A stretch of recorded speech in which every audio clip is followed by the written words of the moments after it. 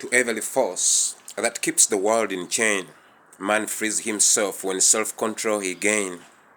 Material acquisition obtained from others' properties, extortion, and the political enforced popularity, influenced by information distortion, are gains not worth protecting, given the immutable and inescapable law of consequences.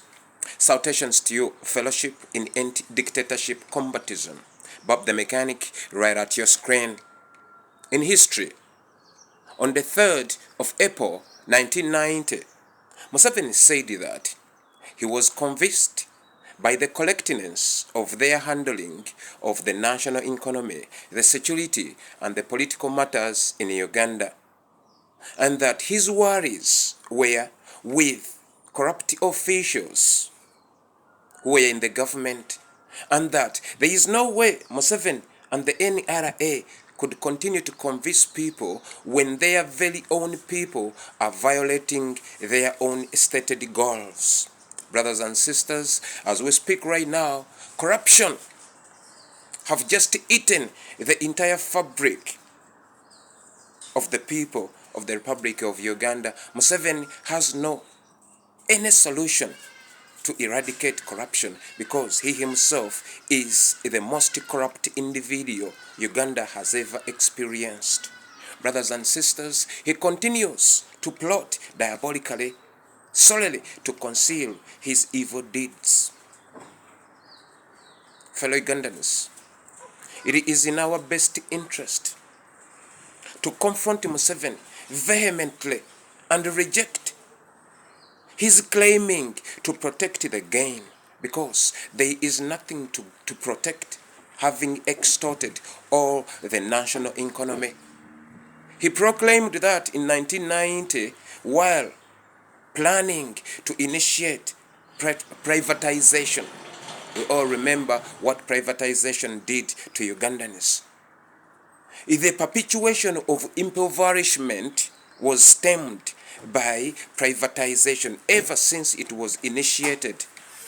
Most of the industrialists, most of the farmers, all workers' unions, all cooperative unions were demolished by the state. Mr. Museveni himself, he came and extorted from Ugandans while changing the currency from the Obote to Museveni's currency. Yesterday, we received credible information indicates that Mr. Museveni, he is planning to introduce a new currency in Uganda, right? But this time around, the cynic behind this, it is to impoverish those immune industrialists, business entrepreneurs, and agriculturalists in the country, those who survived the wrath of 1990, Museveni's capturing of Uganda's economy and political institution. So, brothers and sisters, when you hear a narrative that Uganda is changing the currency, get to know that this currency has got the same number barcodes, and actually it's a counterfeit. It will not be accepted by the financial sector or banking system, but it will be running in the circulation. Another way of impoverishing Ugandans. Remember, the perpetuation of poverty and its rising, it is Mr. Museveni's policy to enslave Ugandans while starving, because he said that you cannot rule over the people who are financially better off. So fellow Ugandans, by raising your flag and by demanding our victory, we are ostracizing and eradicating Museveni's ideology completely out of our midst. Reject any proposal of Mr. Museveni. Reject any proposal of Mr. Museveni, a man in his hypocrisy, castigating white people that they are making rules while they are visitors.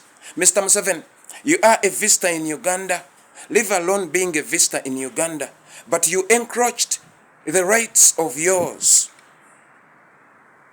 and you besieged the property of Kyagulanyi Ssentamu. You took over his entire residence.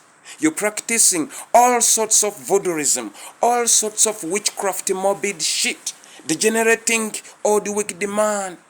You're making laws in the house of Kyagulanyi Ssentamu. Mr. Museveni, I remember while you were addressing the members of parliament, the speakers of parliament of the Commonwealth countries, you indicated by quoting the Bible in the books of Acts, whereby Apostle Paul asked, why oppression?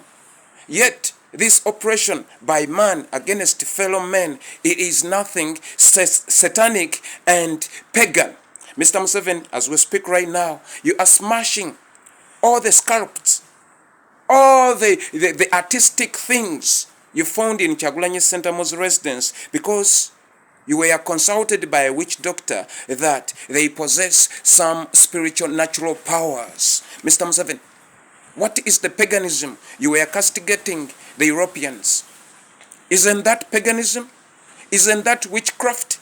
Besieging another man's house, molesting his wife, and then you castigating white people of encroaching their rights, of meddling into other people's internal affairs? What are you doing at Kyagulanyi Ssentamu's residence? Isn't that meddling in Kyagulanyi Ssentamu's internal affair? Molesting his wife?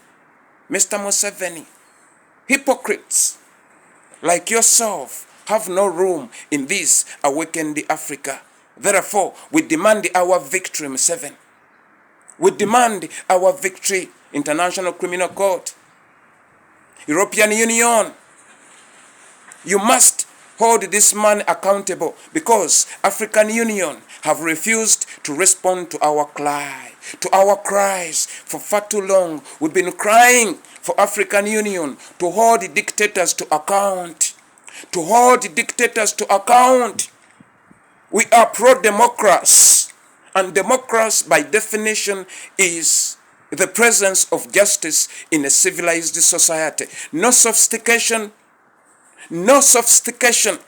in the interpretation of the word democracy. As simple as that. The presence of justice in the society. That is democracy.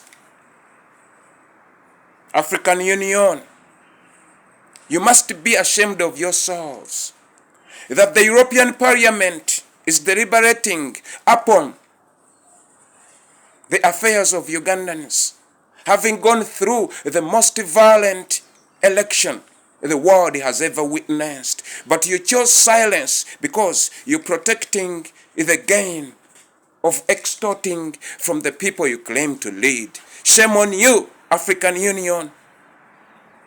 We hail you, European Parliament, for being part in this effort to restore sanity and the rule of law in the land we love so dearly, Uganda. May the Lord guide you tomorrow but one, as you question Museveni's ambassador and international relations in Brussels.